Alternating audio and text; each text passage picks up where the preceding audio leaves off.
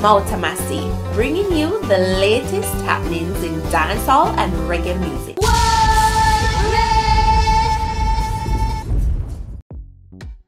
Welcome, it's Mautamasi, and here are the stories making the cut for today. We all know that Ninja Man will write a letter from prison every now and again about various topics. This time, his letter is addressed to the Prime Minister of Jamaica and others. Check this out. Ninja Man's letter to the Jamaican Prime Minister, Security Minister, the opposition leader, and other interested parties. Compiled and narrated by Jojo Mack. I am Desmond Ballantyne, popularly known as dancehall artist Ninja Man.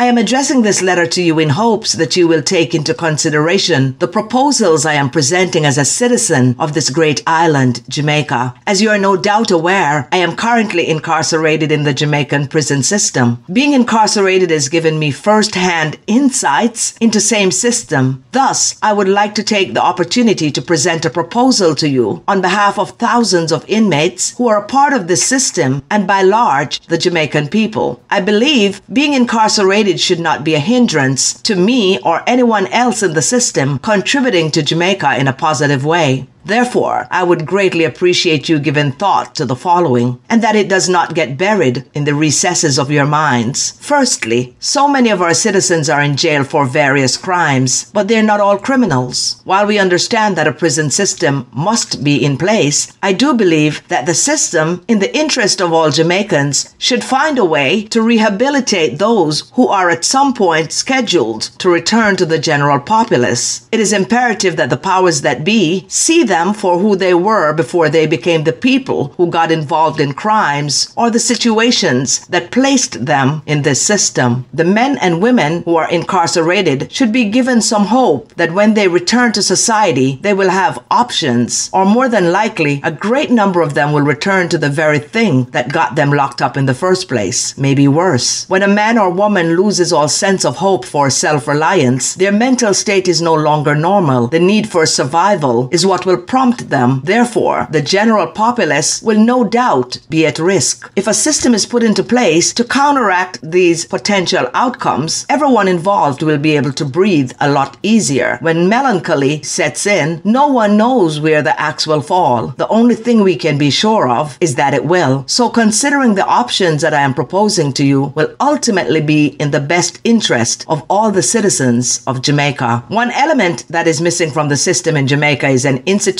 to rehabilitate those who have been incarcerated. We cannot deny that no one was born a criminal. All babies were born innocent beings. The system created criminals, whether through their upbringing or the ills of society. It is imperative that we create a system to help the people who are locked up to achieve self-reliance. We have great tradesmen, mechanics, bodywork professionals, carpenters, furniture makers, etc. in institutions across Jamaica who simply wake up in the mornings, take a shower, get fed, play football, and get back into lockup. There are a lot of unused skills that are going to waste. I feel that I, being institutionalized, should be more than just for punishment. I am not here to buy guns or form gangs. I'm here to change the mindset of the youth, and I'm asking the government to assist me with restarting a rehabilitation program that I'm willing to spearhead. I have already spoken with the superintendent and the deputy commissioner of the prison and requested a meeting from both. After that meeting, I would like to request a meeting with the Minister of Security, Minister of Justice, the Chief Justice, and the Prime Minister to be held at the prison institution. I would love if they could visit the institution so they can see firsthand what we are dealing with, so they can find ways and means to deal with the problems at hand. A huge percentage of the people inside these prison walls came in at an early age. Their best years are spent there. Their chances of making something good of themselves are tarnished. The burden of the prison institution should not be placed on the citizens of Jamaica. We must find a way for the institution to maintain itself. Computer classes, technician classes, mechanical, among other things, should be implemented. There are furniture makers who could make furniture. The furniture could be put on the auction block by having a yearly auction. A system could be set up where the general public can have their vehicles repaired, painted, accessorized, etc. at a cost lower than what is being offered on the outside. side. The prisoners involved in these work programs could benefit from a percentage of the proceeds. The greater percentage goes into an account for the institution that could be used for repairing the buildings, among other things. If the prisoner has a child, a portion of that could go to that child, and a small percentage goes in an account for that prisoner, so when he leaves the institution, he will have something to give him a new start, thus reducing the risk of him going back into society penniless and resorting to crimes in order to survive. Jamaican people are very ambitious. If a man spent 10, 15 years in prison, when he returns to the general population, he will see his peers who are well advanced with homes and vehicles and income while he has to start from scratch. If he gets a chance to improve on his skills while institutionalized and be able to have funds set aside for him for the work he did, it will give him an opportunity to move forward without having to commit another crime. Hence, the importance of rehabilitation should be foremost in our minds in order to reduce crime in the country and empower its citizens. The framework of the institution needs a reset. I will fight with every ounce of my bone, my blood, my life, my skin, my flesh, and my knowledge until we have an institution where, when youths are released, we can see them being rewarded for being the person they have become and not the person they used to be. I want to ask the Jamaican Human Rights Organization, what are you doing? There are some older inmates at General Penitentiary. A greater percentage of them are so old and they're sick and shaking, needing medical attention. They can no longer be a menace to society. They should be released from prison. Some have spent 30 or 40 years locked up and need medical attention. The General Penitentiary is overpopulated. 6 feet by 4 feet wide cells are housing 3 to 5 men at any one time. Send home these older men to their families. They're not physically or mentally capable of resorting to any kind of crime. The Human Rights Organization will need to step up to the plate and do their jobs effectively for the amelioration of the country in general. I am making this proposal, which will be set forth in a more professional manner for the people of Jamaica and not for any rewards. I do not expect to be praised. That's not my intent. I simply want to see Jamaica become a better place where its citizens can feel safe. In everything that we do, we can expect hiccups, but we must implement a program that will serve for the greater good. They say nothing beats a trial but a failure, but they also have another saying that if you try and fail, you should try again. We can impress upon the youth the importance of being a good citizen. In the 1980s election, which was a bloody one, I was on the front of a battlefield. Shabba Ranks and I became friends. There was a war going on between Tower Hill and Mall Road. Mall Road people did not like Shabba Ranks, as well as Tower Hill people did not like Ninja Man. I did not just do the song Living on Free Food Ticket. I called a peace meeting between the two factors. I put on a peace dance at Seaward All-Age School the first time Kilimanjaro played at that venue. It was a life and death dance because a lot of people were afraid. But when the dance ended, there was full-fledged peace. We can build back a peaceful Jamaica. It's possible. I have been a man of peace all my life. People may want to call me a criminal, but I'm the first to say peace and the last to say war. I am the first to want to build my country and the last to break it down. The earthquake we got recently was a cry from Mother Earth that she's displeased with the way we are operating. We need to get back to putting God on the forefront because we are not living right. Father God has gone to prepare a place for us and leave Mother Earth to take care of us, and we are disrespecting her every chance we get. Forget about climate change. It's the earth crying out to us, and we better take heed. It would be wise to initiate this effort by ceasing to disrespect the women of our society. A man is as weak as a branch of a dry tree, but that same man could be strengthened by a woman who is the root of that tree. So taking care of our women is paramount. I pray that everyone addressed in this letter will take its contents into consideration and move toward making that difference. I promise to elaborate more on these topics once my requests are honored. Thank you. I am Desmond Ballantyne, Ninja Man. As usual, the letter is well composed and Ninja Man presents some valid points. Massive, do you agree with what Ninja Man has to say or not? Let me know your thoughts in the comment section below. So that's it for today, Massive Montana. Big up on a nice clean self. Enough love, enough respect. Blessings upon blessings upon blessings.